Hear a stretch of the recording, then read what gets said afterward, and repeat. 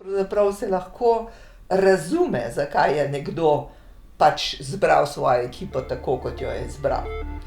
A ne?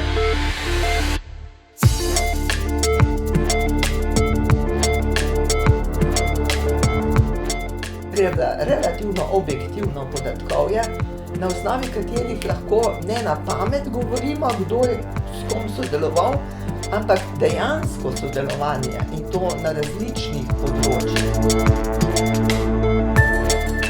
Če se to dogaja res na različnih področjih in velikokrat, se seveda vzpostavi zaupanje med tema dvema osebama, ne?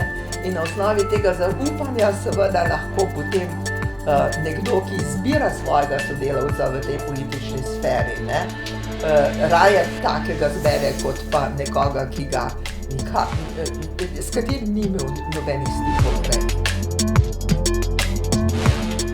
Več kot očitno se kaže, da tisti, ki so prej veliko sodelovali, so tudi zdaj v političnih stikih in ožjih ekipah in koalicijah.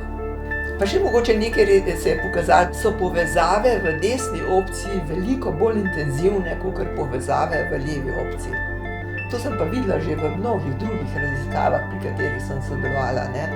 Da je leva opcija mičkeno bolj raztreščena, bi človek rekel, in je desna opcija stabilna in ima močne povezave z njim.